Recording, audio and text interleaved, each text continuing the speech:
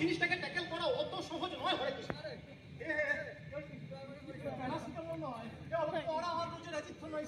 একটু এদিক থেকে অতি হলে বেটাকে তো আজকে ডেকে পাঠালাম, আসুক বেটা, ভালো করে বুঝাও হবে। ওরে আমার মনের কথা কেউ ভাই বুঝলো না, আমার মনের কথা কেউ বুঝলো না। আমি এত করে বললাম তারে, এত করে আমি বললাম তারে, ও তো মনের কথা কেউ বুঝলো না রে, আমার মনের কথা। এই যে এসেছ। আচ্ছা তোমাকে কি কোনো কথা সহজে বোঝানো যায় না হরে কৃষ্ণ? যা বলবো ঠিকঠাক উল্টো মানে করে বসবে। আচ্ছা খেয়ে খেয়ে না তোমার ব্রেনে দেখছে রাজ্যের যত চর্বিগুলো সে জমে গিয়েছে। কি বোঝাবে কি? তুমি কি বোঝাবে কি আমাকে? কি বোঝাবে? সব সময় খালি আমাদের জাতকে নিয়ে তুচ্ছ-তাচ্ছিল্য করা। এই গতকাল রায়পাড়াতে তুমি বলো নাই? রায়পাড়াতে তুমি বলো নাই এই কোটায় দেশটার 12টা বাজালে এই বেঈমান কোটাকে ধরে শুকাতে হবে, বলো নাই? রহমান এসে সঙ্গে আমাদের পাড়ায় সব বলে দিয়েছে। এবার দাঙ্গা লেগে গেলে কি হবে? বলেছি কিন্তু আমাকে বলতে হয়েছে। আরে তা তুমিও গিয়ে তোমাদের পাড়ায় বলো কথা, হিন্দু কোটা খচ্চর ওদেরকে ঠেঙাতে হবে, গিয়ে বলো না। আরে বাবা সমাজে আমাকে টিকে থাকতে গেলে তো তোমার ধর্মের নিন্দে করতেই হবে হরে কৃষ্ণ, নাহলে আমাকে কেউ মানবে? তাই বলে ওরকম তুচ্ছ-তাচ্ছিল্য মানে মুসলমানদের নিজে বলা বেঈমান বলা, এটা কিন্তু খুব বাড়াবাড়ি হয়ে যাচ্ছে বাবা। আরে বাবা তা ওই রকম বাড়াবাড়ি সে তুমিও করো না। কে বারণ করেছে?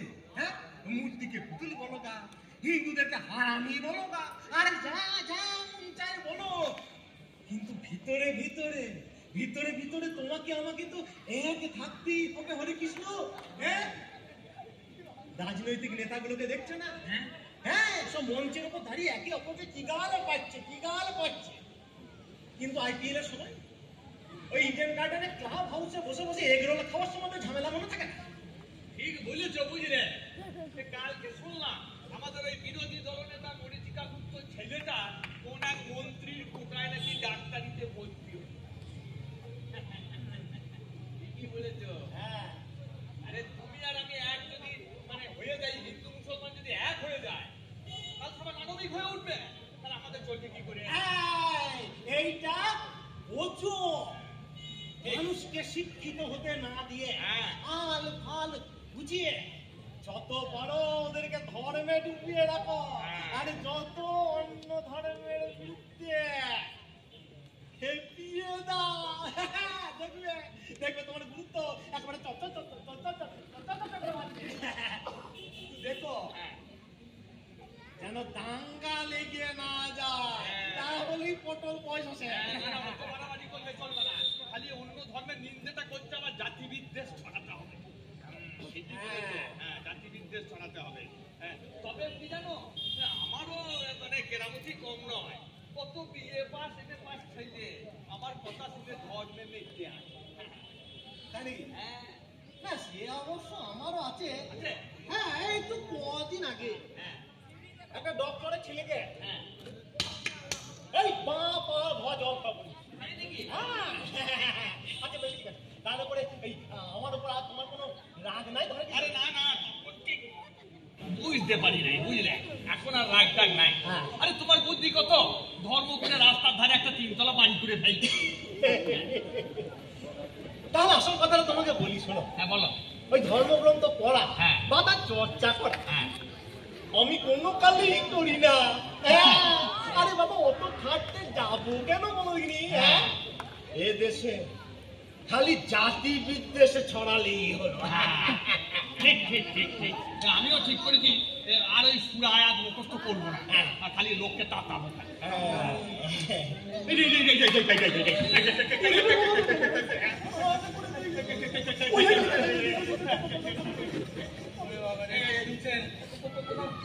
বন্ধের দিনে এখানে মনে কথা বলবো তো শোনো, এই শোনো গোপনে কোনো কথা আলোচনা করা যাবে না। বল বল কি শুনলি আগে বল, বল কি শুনলি বল, একটু দেখি দেখবে এবারে মন্ত্র করে না তোকে তিরুমন দেখি বল কি শুনলি বল।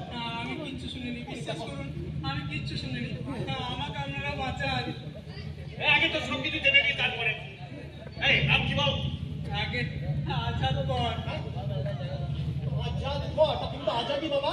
কে তোমাকে ধরে রেখেছে? হ্যাঁ? আজাদ কর জাতটা তো বুঝে যাচ্ছে না না, বাবা মা ভারী কোন পাঠা এ দেশে অত মুখ ছুটি চলবে না বাবা। কোন জাতের লোক তো আগে বল। বল। আরে তোর জাত পাতির কথা বাদ দিন না। আমার বড় বিপদ, আমাকে আপনারা বাঁচান। বিপদ বল। শুধু আল্লাহ বল আল্লাহ বল ওরে সব বিষ সরে যাবে, হরি বল হরি বল। সব বেশি দূরে যাবে আল্লাহ বল আল্লাহ বল ওরে গৃহবীরে গৃহস্বামী, হরি বল হরি বল। তুই হবি রে হারামি হারামি বলছো কেন?